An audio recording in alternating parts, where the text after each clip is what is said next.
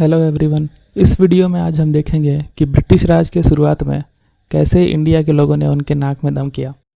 Battle of Plassey and battle of Buxar जीतने के बाद ब्रिटिश ने ईस्ट इंडिया में बंगाल राज्य पर कब्जा कर लिया था, जो आज के उड़ीसा, बिहार, झारखंड और बंगाल के बराबर था। उस समय agriculture main source of income हुआ करता था for common people and land revenue was main source of income British के लिए भी। इसी के लिए east India company under governor general Lord Cornwallis ने परमानेंट सेटलमेंट लागू किया 1793 से। बेसिकली ये था एक एग्रीमेंट ईस्ट इंडिया कंपनी और जमींदार के बीच फॉर लैंड रेवेन्यू। कॉर्नवालिस ने ये सिस्टम इंग्लैंड के सिस्टम के ऊपर बनाया था, जहाँ की landlords collected revenue from pageants और उनके इंटरेस्ट का भी ख्याल रखते थे। इस सिस्टम में लैंड रेवेन्यू फिक्स था, जो कि 10 साल के लिए सेम ही रहने वाला था। इसका रीज़न था ब्रिटिश की सोच कि फिक्स्ड लैंड रेवेन्यू रखने के कारण zamindars will take interest in progress of agriculture, ताकि फिक्स्ड रेवेन्यू देने के बाद सारा प्रॉफिट उनका हो जाए। इसी रीज़न से रेवेन्यू भी नॉर्मल से ज़्यादा फिक्स किया गया था, लेकिन लैंडलॉर्ड्स इंटरेस्टेड नहीं थे प्रोडक्शन बढ़ाने में। देन इलेक्टेड फार्मर्स और लैंड का हाल, उनका ध्यान बस लैंड रेवेन्यू कलेक्ट करने पे था। इसका result high class of hereditary landlords, जो कि ऐश की ज़िंदगी जीने लगे। रेवेन्यू रेट्स इतने ज़्यादा थे कि बहुत से ज़मींदार भी पेमेंट नहीं कर पाए और देन दे बिकेम डिफॉल्टर्स। और डिफॉल्टर से रेवेन्यू कलेक्ट करने के लिए ब्रिटिश ने उनकी ज़मीन बेचने का सिस्टम अडॉप्ट किया। लेकिन ज़मींदार भी इतनी आसानी से अपनी ज़मीन हाथ से नहीं जाने देने वाले थे। अपनी ज़मीन बचाने के लिए उन्होंने बहुत से तरीके अपनाए। इसका एक बेहतरीन एग्जाम्पल था बर्दवान हाउस के राजा, राजमाता और उनके ज़मींदार।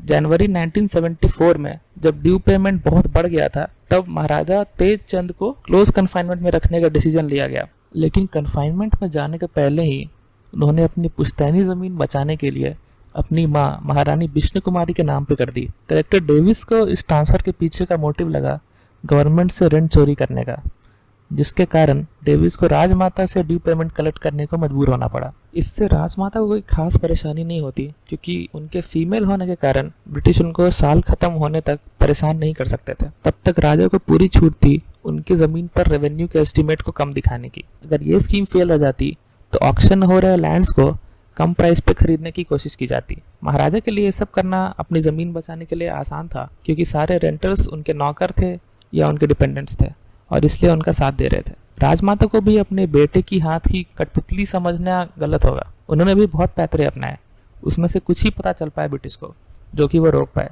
बाकी की किसी को भनक भी नहीं लगी।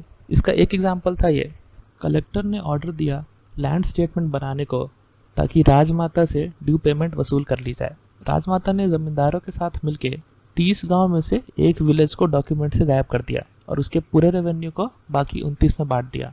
कलेक्टर ने ये डॉक्यूमेंट बोर्ड ऑफ रेवेन्यू को भेज दिया, लेकिन जो परचेजर था उसे पता था कि 29 नहीं 30 विलेज होने चाहिए और उसने ज़मींदार के अगेंस्ट केस कर दिया। अगर उसे ये बात पता नहीं चलती तो एक पूरा विलेज गवर्नमेंट के अंदर से गायब हो जाता और रेंट फ्री रहता राजमाता के नीचे। ऐसे फ्रॉड बार बार होने से परचेजर्स का कॉन्फिडेंस भी कम हो गया था कि जो वो खरीदेंगे उन्हें मिलेगा नहीं और उसके लिए अलग लीगल बैटल्स में खर्चा करना पड़ेगा। दूसरा एग्जाम्पल था ये, राजमाता ने 6 गांव की जमींदारी एक जमींदार को बेचा था, जो रेगुलरली अपने रेवेन्यू पेमेंट करता था। लेकिन 1798 में राजमाता ने रेवेन्यू उससे लिया तो, बट कोई रिसीट्स नहीं दिए। जब जमींदार ने अदालत में अपील लगाई, राजमाता ने वादा किया उसे रिसीट्स वापस करने का, लेकिन साथ में सेम 6 गांव के लैंड स्टेटमेंट को ऑक्शन के लिए राजमाता ने कलेक्टर को भी भेज दिया। जमींदार को यह बात पता चल गई और कलेक्टर को लिख के ऑक्शन से लैंड को बचा लिया। लेकिन अगर ये बात पता नहीं होती तो राजमाता को डबल प्रॉफिट होता। इन सब पैतरों के अलावा ज़्यादातर जो भी ऑक्शन हुए थे वो सारे राजा और राजमाता के द्वारा मैनिपुलेट किए गए थे। दोनों कलेक्टर के साथ कभी कॉपरेट नहीं करते थे, कभी पेपर डिलीवर नहीं करते थे नीलाम हो रहे ज़मीन के, कभी पेपर लाने गए ऑफिशियल्स को गलत जगह भेज देते थे, कभी कभी गलत पेपर्स भी सबमिट किए उन्होंने कलेक्टर को, जिसके कारण उसे काफ़ी परेशानी हुई। इन सब के कारण ऑक्शंस बार बार पोस्टपोन करने पड़ते थे, जिससे ज़मींदार को मौका मिल जाता था ऑक्शन के दिन के अरेंजमेंट करने के लिए। गवर्नमेंट को ज़मीन के सही वैल्यूज़ पता लगाने में बहुत टाइम और मनी स्पेंड करना पड़ता था। ज़मींदार के एजेंट्स को सही सारे प्राइजेस पता होते थे, इसीलिए उन्हें फ़ायदे वाली ज़मीन कब्जा करने में ज़्यादा दिक्कत नहीं होती थी। ज़मींदार अपने इन्फ्लुएंस को यूज़ करके किसी और को नीलामी में हिस्सा भी लेने का मौका नहीं देते थे और कंपटीशन नहीं होने के कारण सस्ते दामों में ज़मीन खरीद लेते थे। राजमाता ने नीलाम हो रहे ज़मीन में से सबसे फर्टाइल ज़मीन खुद ही खरीद लिए थे, वो भी दूसरे नामों से। उनके गुजर जाने के बाद वो सारी ज़मीन राजा को ट्रांसफ़र कर दी गई। इससे ज़्यादातर प्रॉफिटेबल ज़मीन खानदान में ही रह गई और गवर्नमेंट को रानी के नाम पे जितने बैलेंसेस रिकवर करने थे वो बचे हुए अनप्रॉफिटेबल लैंड से रिकवर करने की कोशिश करनी पड़ी। इन सब में मोस्ट इफेक्टिव तरीका था बेनामी ट्रांजैक्शंस। ज़मीन कर्मचारीज और रिलेटिव्स में बांट दिए जाते थे लायबिलिटीज अवॉइड करने के लिए।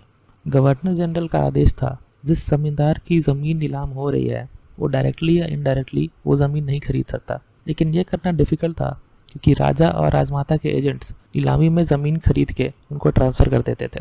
किसी की सर्विस करने से नीलामी में हिस्सा लेने से रोका नहीं जा सकता था और यह पता लगाना भी मुश्किल था कि ज़मीन किसके लिए खरीदी जा रही है जब तक कि खरीदार खुद कन्फेस नहीं कर ले।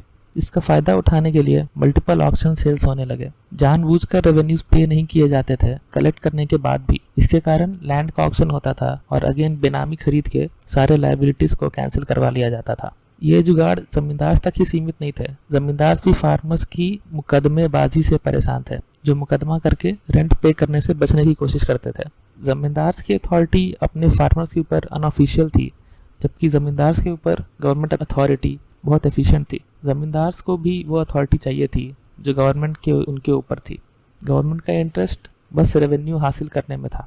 जमींदार भी गवर्नमेंट और अपने बीच के रिलेशन जैसी ही खुद और फार्मर्स के रिलेशन करना चाहते थे। इसके लिए उन्होंने टेन्योर्स का सिस्टम बनाया। लैंड को ऑक्शन कर दिया टेनेंट्स को फॉर रेगुलर पेमेंट्स और पेमेंट्स नहीं होने पे लैंड टेन्योर्स को बेचा करते थे टू गेट ड्यू पेमेंट्स। ऐसे ही multiple levels of tenures and zamindars came into existence. अगर आपको ये वीडियो पसंद आई हो तो please like, share and subscribe.